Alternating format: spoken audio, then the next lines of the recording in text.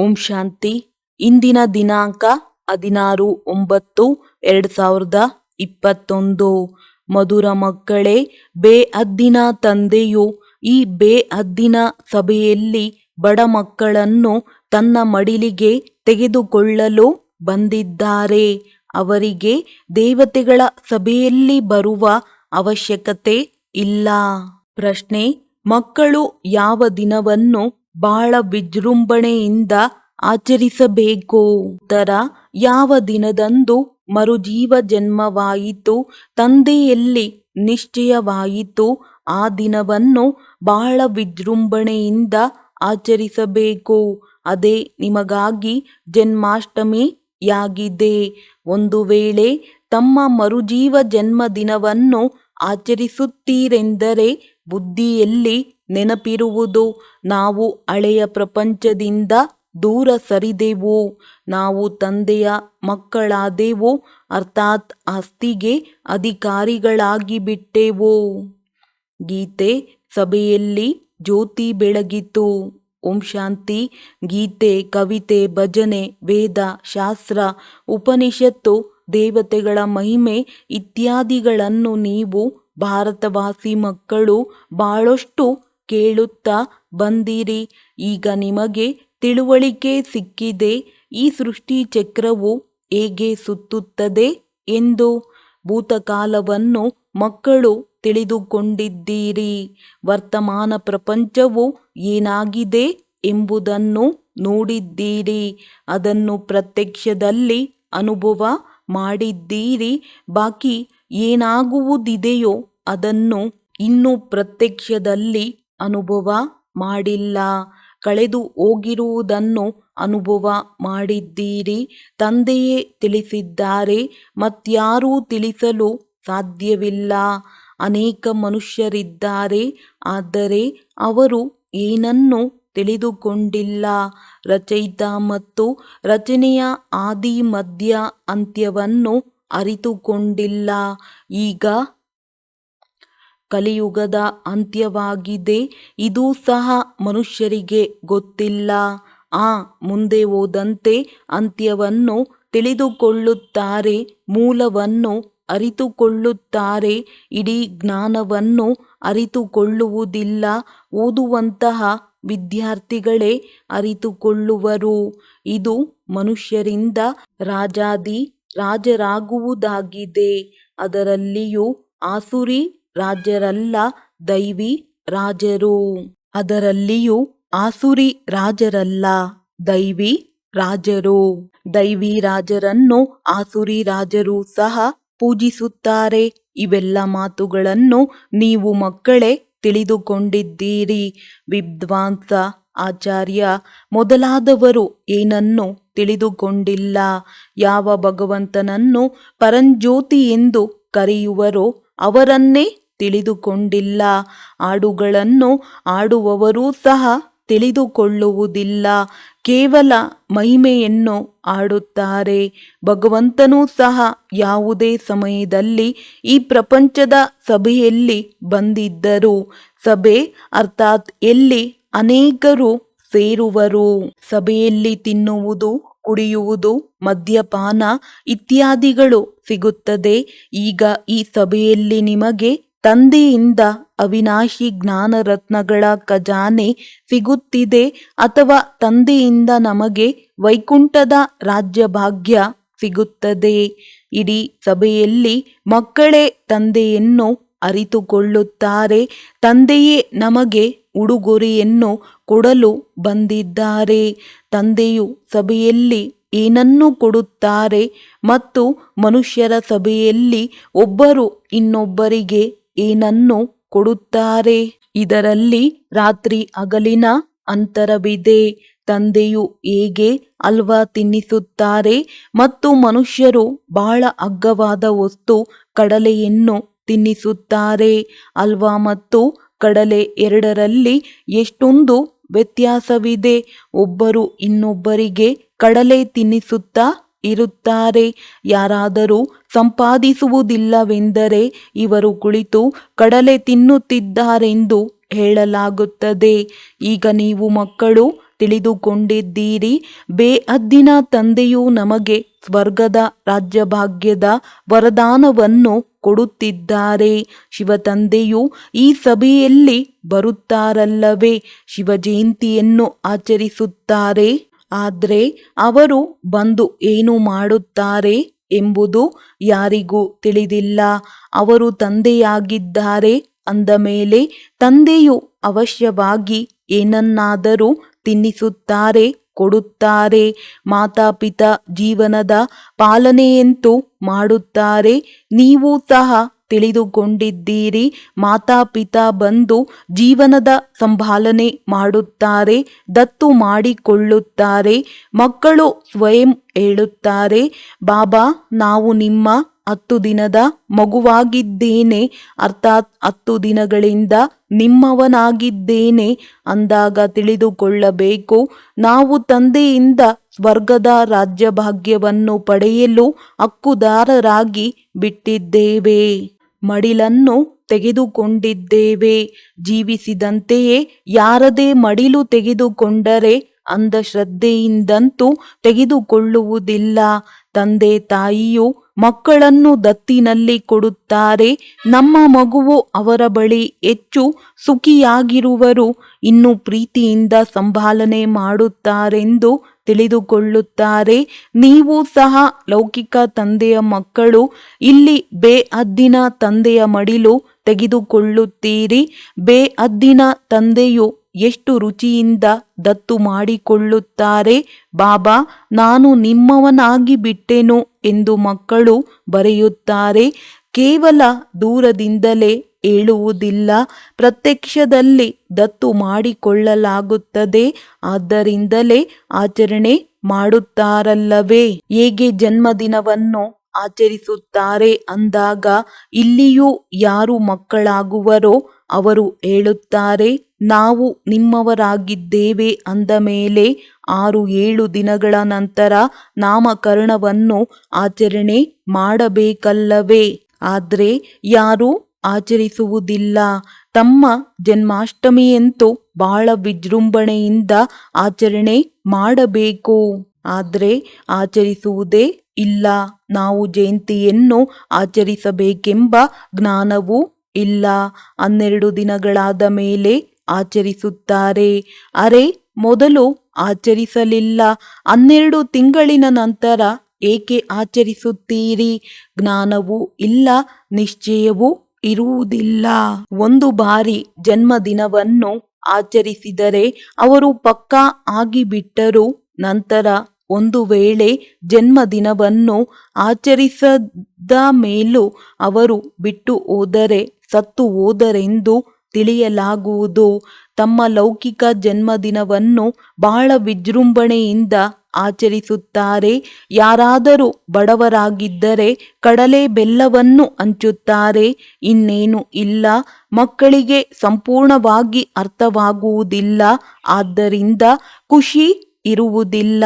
ಜನ್ಮದಿನವನ್ನು ಆಚರಿಸಿದರೆ ನೆನಪು ಸಹ ಪಕ್ಕ ಇರುವುದು, ಆದರೆ ಆ ಬುದ್ಧಿ ಇಲ್ಲ. ಆದರೂ ಇಂದು ತಂದೆಯು ತಿಳಿಸುತ್ತಾರೆ, ಯಾರು ಯಾರು ಹೊಸದಾಗಿ ಮಕ್ಕಳಾದರೋ ಅವರಿಗೆ ನಿಶ್ಚಯವೂ ಇದ್ದಿದ್ದೇ. ಆದರೆ ತಮ್ಮ ಅಲೌಕಿಕ ಜನ್ಮದಿನವನ್ನು ಆಚರಿಸಿರಿ. ಇಂತಹ ದಿನದಂದು ನಮಗೆ ನಿಶ್ಚಯವಾಯಿತು, ಆಗಿನಿಂದ ಜನ್ಮಾಷ್ಟಮಿಯು ಆರಂಭವಾಗುತ್ತದೆ ಅಂದಾಗ ಮಕ್ಕಳು ತಂದೆ ಮತ್ತು ಆಸ್ತಿಯನ್ನು ನೆನಪು ಮಾಡಬೇಕು. ನಾನು ಇಂಥವರ ಮಗನಾಗಿದ್ದೇನೆ ಎಂಬುದನ್ನು ಲೌಕಿಕದಲ್ಲಿ ಯಾವ ಮಕ್ಕಳಾದರೂ ಮರೆಯುತ್ತಾರೆಯೇ? ಇಲ್ಲಿ ನೋಡಿದರೆ ಬಾಬಾ ನಮಗೆ ನಿಮ್ಮ ನೆನಪೇ ಬರುವುದಿಲ್ಲ ಎಂದು ಹೇಳುತ್ತಾರೆ. ಈ ರೀತಿಯಾಗಿ ಜ್ಞಾನವಿಲ್ಲದವರೂ ಸಹ ಎಂದು ಹೇಳುವುದಿಲ್ಲ. ನೆನಪೇ ಬಾರದೆ ಇರುವ ಪ್ರಶ್ನೆಯೇ ಬರುವುದಿಲ್ಲ. ನೀವು ತಂದೆಯನ್ನು ನೆನಪು ಮಾಡುತ್ತೀರಿ. ತಂದೆಯಂತೂ ಎಲ್ಲರನ್ನೂ ನೆನಪು ಮಾಡಿಯೇ ಮಾಡುತ್ತಾರೆ. ನನ್ನ ಮಕ್ಕಳೆಲ್ಲರೂ ಕಾಮಚಿತೆಯನ್ನು ಏರಿ ಭಸ್ಮವಾಗಿ ಬಿಟ್ಟಿದ್ದಾರೆ. ಈ ರೀತಿ ಮತ್ಯಾವುದೇ ಗುರು ಅಥವಾ ಮಹಾತ್ಮರು ಹೇಳುವುದಿಲ್ಲ. ಇದು ಭಗವಾನು ವಾಚವೇ ಆಗಿದೆ. ಎಲ್ಲರೂ ನನ್ನ ಮಕ್ಕಳಾಗಿದ್ದಾರೆ. ಭಗವಂತನಿಗೆ ಎಲ್ಲರೂ ಮಕ್ಕಳಲ್ಲವೇ? ಎಲ್ಲ ಆತ್ಮರು ಪರಮಾತ್ಮ ತಂದೆಯ ಮಕ್ಕಳಾಗಿದ್ದಾರೆ. ತಂದೆಯೂ ಸಹ ಶರೀರದಲ್ಲಿ ಬಂದಾಗಲೇ ಹೇಳುತ್ತಾರೆ, ಈ ಆತ್ಮರೆಲ್ಲರೂ ನನ್ನ ಮಕ್ಕಳಾಗಿದ್ದಾರೆ. ಕಾಮಚಿತೆಯನ್ನು ಏರಿ ಭಸ್ಮೀಭೂತ ತಮೋ ಪ್ರಧಾನರಾಗಿ ಬಿಟ್ಟಿದ್ದಾರೆ. ಭಾರತವಾಸಿಗಳು ಎಷ್ಟೊಂದು ತಮೋ ಪ್ರಧಾನವಾಗಿ ಬಿಟ್ಟಿದ್ದಾರೆ. ಕಾಮಚಿತೆಯ ಮೇಲೆ ಕುಳಿತು ಎಲ್ಲರೂ ಕಪ್ಪಾಗಿ ಬಿಟ್ಟಿದ್ದಾರೆ. ಯಾರು ನಂಬರ್ 1 ಪಾವನನಾಗಿದ್ದರೋ ಅವರೇ ಈಗ ಪೂಜಾರಿ ಪತಿತನಾಗಿ ಬಿಟ್ಟಿದ್ದಾರೆ. ಸುಂದರನಿಂದ ಶ್ಯಾಮನಾಗಿದ್ದಾರೆ. ಈ ಕಾಮಚಿತೆಯನ್ನು ಏರುವುದು ಎಂದರೆ ಸರ್ಪದ ಮೇಲೆ ಏರುವುದಾಗಿದೆ. ವೈಕುಂಠದಲ್ಲಿ ಯಾರಿಗಾದರೂ ಕಚ್ಚಲು ಅಲ್ಲಿ ಸರ್ಪಗಳೇ ಇರುವುದಿಲ್ಲ. ಈ ರೀತಿಯ ಮಾತುಗಳೇ ಇರುವುದಿಲ್ಲ. ತಂದೆಯು ತಿಳಿಸುತ್ತಾರೆ, 5 ವಿಕಾರಗಳ ಪ್ರವೇಶತೆಯ ಕಾರಣ ನೀವು ಕಾಡಿನ ಮುಳ್ಳುಗಳಾಗಿ ಬಿಟ್ಟಿದ್ದೀರಿ. ಬಾಬಾ, ನಾವು ಇದು ಮುಳ್ಳುಗಳ ಕಾಡಾಗಿದೆ ಎಂಬುದನ್ನು ಒಪ್ಪಿಕೊಳ್ಳುತ್ತೇವೆ ಎಂದು ಹೇಳುತ್ತಾರೆ. ಒಬ್ಬರು ಇನ್ನೊಬ್ಬರಿಗೆ ಕಚ್ಚಿ ಎಲ್ಲರೂ ಭಸ್ಮೀಭೂತರಾಗಿ ಬಿಟ್ಟಿದ್ದಾರೆ. ಭಗವಾನುವಾಚ, ಜ್ಞಾನಸಾಗರನಾದ ನನ್ನ ಮಕ್ಕಳು ಯಾರನ್ನೂ ನಾನು ಕಲ್ಪದ ಮೊದಲೂ ಸಹ ಬಂದು ಸ್ವಚ್ಛವನ್ನಾಗಿ ಮಾಡಿದ್ದೆನೋ ಅವರು ಈಗ ಪತಿತ ಕಪ್ಪಾಗಿ ಬಿಟ್ಟಿದ್ದಾರೆ. ಮಕ್ಕಳಿಗೆ ತಿಳಿದಿದೆ ನಾವು ಹೇಗೆ ಪಾವನರಿಂದ ಪತಿತರಾಗಿದ್ದೇವೆ. ಇಡೀ 84 ಜನ್ಮಗಳ ಚರಿತ್ರೆ ಭೂಗೋಳವು ಸ್ಪಷ್ಟವಾಗಿ ಬುದ್ಧಿಯಲ್ಲಿದೆ. ಈ ಸಮಯದಲ್ಲಿ ನೀವು ತಿಳಿದುಕೊಂಡಿದ್ದೀರಿ. ಯಾರಾದರೂ 5-6 ವರ್ಷಗಳಿಂದ ಹಿಡಿದು ನಂಬರ್ ವಾರ್ ಬುದ್ಧಿಯ ಅನುಸಾರ ತಮ್ಮ ಜೀವನ ಚರಿತ್ರೆಯನ್ನು ತಿಳಿದುಕೊಂಡಿರುತ್ತಾರೆ. ಪ್ರತಿಯೊಬ್ಬರಿಗೂ ತಮ್ಮ ಹಿಂದಿನ ಚರಿತ್ರೆಯು ತಿಳಿದಿರುತ್ತದೆ. ನಾವು ಏನು ಮಾಡಿದೆವು, ಏನು ಕೆಟ್ಟ ಕರ್ಮ ಮಾಡಿದೆವು ಎಂದು. ನಾವು ಏನೇನೋ ಮಾಡಿದೆವು ಎಂದು ಚಿಕ್ಕ ಪುಟ್ಟ ಮಾತುಗಳಂತೂ ತಿಳಿಸಬಹುದಾಗಿದೆ. ಇಂದಿನ ಜನ್ಮಗಳ ಮಾತನ್ನು ತಿಳಿಸಲು ಸಾಧ್ಯವಿಲ್ಲ. ಜನ್ಮ ಜನ್ಮಾಂತರಗಳ ಚರಿತ್ರೆಯನ್ನು ಯಾರೂ ತಿಳಿಸಲು ಸಾಧ್ಯವಿಲ್ಲ. ಬಾಕಿ ಹೇಗೆ 84 ಜನ್ಮಗಳನ್ನು ತೆಗೆದುಕೊಂಡಿದ್ದೇವೆ ಎಂಬುದನ್ನು ತಂದೆಯು ಕುಳಿತು ತಿಳಿಸುತ್ತಾರೆ. ಯಾರು ಪೂರ್ಣ 84 ಜನ್ಮಗಳನ್ನು ತೆಗೆದುಕೊಂಡಿದ್ದಾರೆಯೋ ಅವರಿಗೆ ಸ್ಮೃತಿಯಲ್ಲಿ ಬರುತ್ತದೆ. ಮನೆಯಲ್ಲಿ ಹೋಗುವುದಕ್ಕಾಗಿ ನಾನು ನಿಮಗೆ ಮತ ಕೊಡುತ್ತೇನೆ. ಈ ಜ್ಞಾನವು ಎಲ್ಲ ಧರ್ಮದವರಿಗಾಗಿ ಇದೆ. ಒಂದು ವೇಳೆ ಮುಕ್ತಿಧಾಮ ಮನೆಗೆ ಹೋಗಲು ಬಯಸುತ್ತೀರೆಂದರೆ ತಂದೆಯೇ ಕರೆದುಕೊಂಡು ಹೋಗುತ್ತಾರೆ. ತಂದೆಯ ವಿನಃ ಮತ್ಯಾರೂ ತಮ್ಮ ಮನೆಗೆ ಕರೆದುಕೊಂಡು ಹೋಗಲು ಸಾಧ್ಯವಿಲ್ಲ. ತಂದೆಯನ್ನು ನೆನಪು ಮಾಡಿ ಅಲ್ಲಿಗೆ ತಲುಪಲು ಮತ್ಯಾರಿಗೂ ಈ ಯುಕ್ತಿ ಇಲ್ಲ. ಎಲ್ಲರೂ ಪುನರ್ಜನ್ಮವನ್ನು ತೆಗೆದುಕೊಳ್ಳಬೇಕಾಗಿದೆ.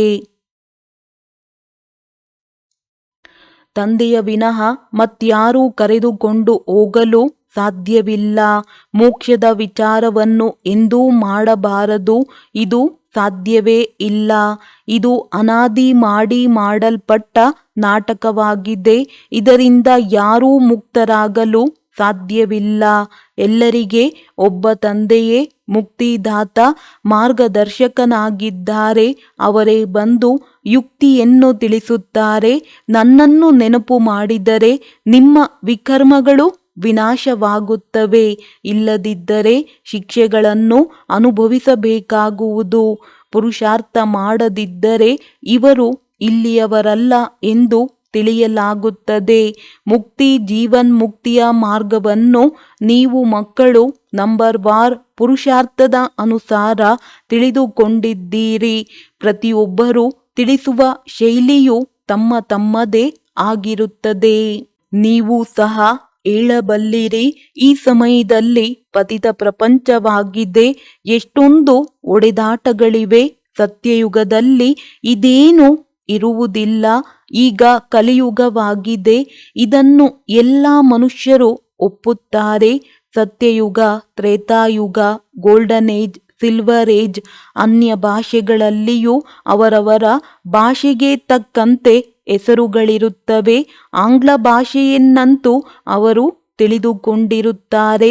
ಇಂಗ್ಲಿಷ್ ಮತ್ತು ಹಿಂದಿ ಭಾಷೆಯ ಶಬ್ದಕೋಶವೂ ಇರುತ್ತದೆ.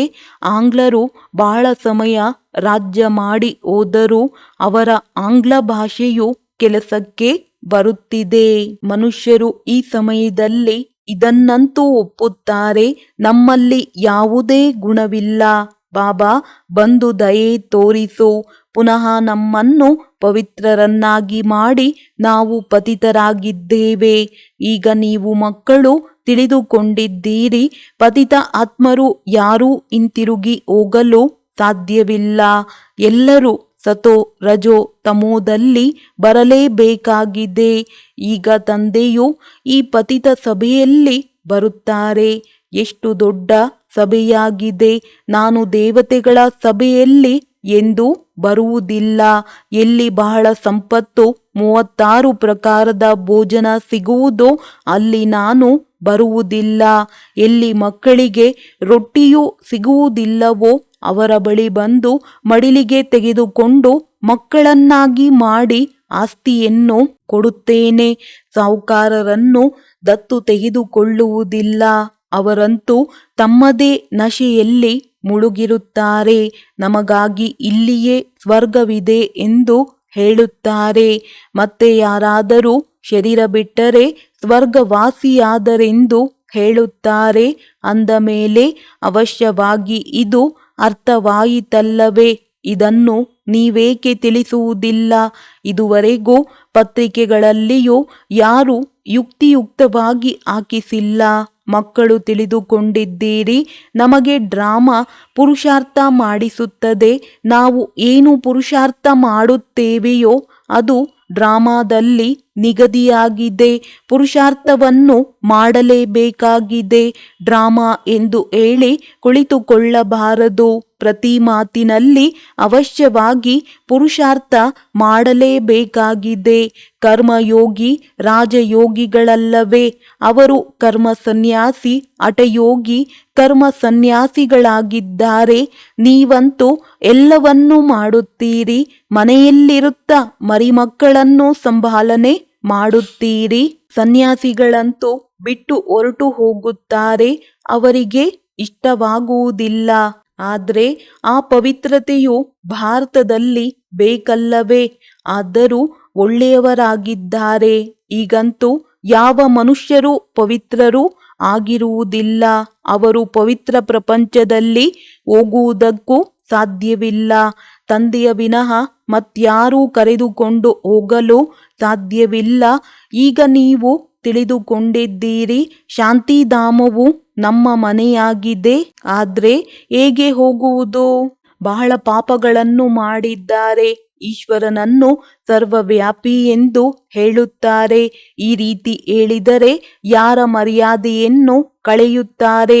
ಶಿವತಂದೆಯ ಮರ್ಯಾದೆಯನ್ನು ನಾಯಿ ಬೆಕ್ಕು ಕಣಕಣದಲ್ಲಿ ಪರಮಾತ್ಮನಿದ್ದಾನೆಂದು ಹೇಳುತ್ತಾರೆ. ಈಗ ಯಾರಿಗೆ ದೂರು ಕೊಡುವುದು? ತಂದೆಯು ತಿಳಿಸುತ್ತಾರೆ, ನಾನೇ ಸಮರ್ಥನಾಗಿದ್ದೇನೆ, ನನ್ನ ಜೊತೆ ಧರ್ಮರಾಜನೂ ಇದ್ದಾರೆ. ಇದು ಎಲ್ಲರಿಗಾಗಿ ಅಂತಿಮ ಸಮಯವಾಗಿದೆ. ಎಲ್ಲರೂ ಶಿಕ್ಷೆಗಳನ್ನು ಅನುಭವಿಸಿ ಹಿಂತಿರುಗಿ ಮನೆಗೆ ಹೋಗುತ್ತಾರೆ. ಡ್ರಾಮಾದ ನೋಂದಾವಣೆಯೇ ಈ ರೀತಿ ಇದೆ. ಶಿಕ್ಷೆಗಳನ್ನು ಅನುಭವಿಸಲೇ ಬೇಕಾಗಿದೆ. ಇದು ಸಾಕ್ಷಾತ್ಕಾರವಾಗುತ್ತದೆ. ಗರ್ಭ ಜೈಲಿನಲ್ಲಿಯೂ ಸಾಕ್ಷಾತ್ಕಾರವಾಗುತ್ತದೆ. ನೀವು ಇಂತಿಂತಹ ಕರ್ಮಗಳನ್ನು ಮಾಡಿದ್ದೀರಿ, ಅದಕ್ಕಾಗಿ ಈ ಶಿಕ್ಷೆಗಳು ಸಿಗುತ್ತದೆ ಎಂದು. ಆಗ ಈ ಜೈಲಿನಿಂದ ಹೊರ ತೆಗೆಯಿರಿ, ನಾವು ಮತ್ತೆಂದೂ ಪಾಪ ಮಾಡುವುದಿಲ್ಲವೆಂದು ಹೇಳುತ್ತಾರೆ. ತಂದೆಯು ಇಲ್ಲಿ ಸನ್ಮುಖದಲ್ಲಿ ಬಂದು ಇವೆಲ್ಲ ಮಾತುಗಳನ್ನು ನಿಮಗೆ ತಿಳಿಸುತ್ತಾರೆ. ಆತ್ಮಗಳು ಗರ್ಭದಲ್ಲಿ ಶಿಕ್ಷೆಗಳನ್ನು ಅನುಭವಿಸುತ್ತಾರೆ. ಗರ್ಭವೂ ಸಹ ಜೈಲಾಗಿದೆ. ದುಃಖದ ಅನುಭವವಾಗುತ್ತದೆ. ಸತ್ಯಯುಗದಲ್ಲಿ ಇವೆರಡು ಜೈಲುಗಳು ಇರುವುದಿಲ್ಲ, ಶಿಕ್ಷೆಯೂ ಇರುವುದಿಲ್ಲ. ಈಗ ತಂದೆಯು ತಿಳಿಸುತ್ತಾರೆ, ಮಕ್ಕಳೇ, ನನ್ನನ್ನು ನೆನಪು ಮಾಡಿದರೆ ನಿಮ್ಮ ತುಕ್ಕು ಕಳೆಯುವುದು. ಈ ನಿಮ್ಮ ಮಾತುಗಳನ್ನು ಅನೇಕರು ಒಪ್ಪುತ್ತಾರೆ. ಭಗವಂತನ ಹೆಸರಂತೂ ಇದೆ, ಕೇವಲ ಕೃಷ್ಣನ ಹೆಸರನ್ನು ಹಾಕಿ ತಪ್ಪು ಮಾಡಿದ್ದಾರೆ.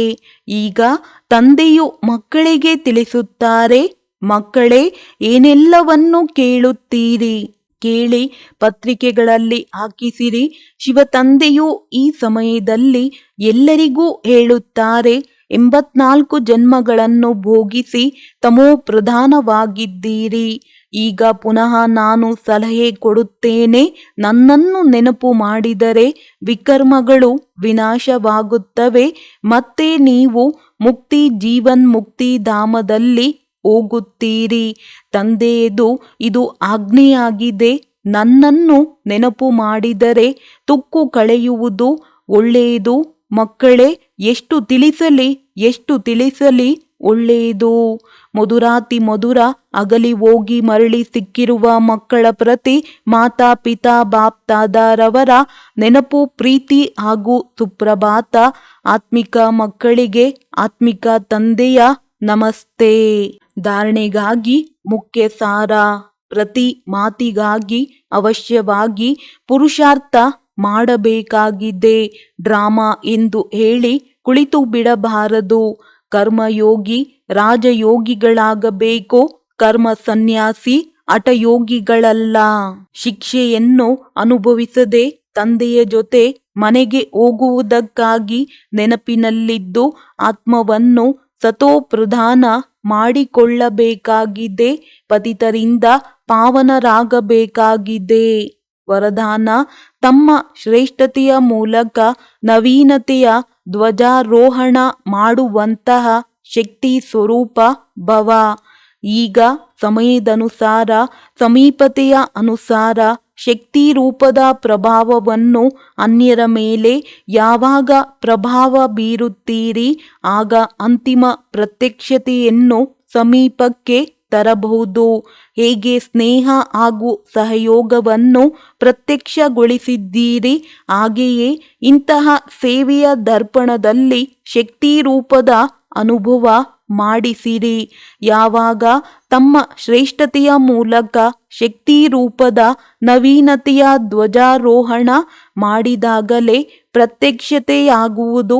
ತಮ್ಮ ಶಕ್ತಿ ಸ್ವರೂಪದಿಂದ ಸರ್ವಶಕ್ತಿವಂತ ತಂದೆಯ ಸಾಕ್ಷಾತ್ಕಾರ ಮಾಡಿಸಿರಿ. ಸ್ಲೋಗನ್: ಮನಸ್ಸಿನಿಂದ ಶಕ್ತಿಗಳನ್ನು ಹಾಗೂ ಕರ್ಮದ ಮೂಲಕ ಗುಣಗಳ ದಾನ ಕೊಡುವುದೇ ಮಹಾದಾನವಾಗಿದೆ. ಒಳ್ಳೆಯದು. ಓಂ ಶಾಂತಿ.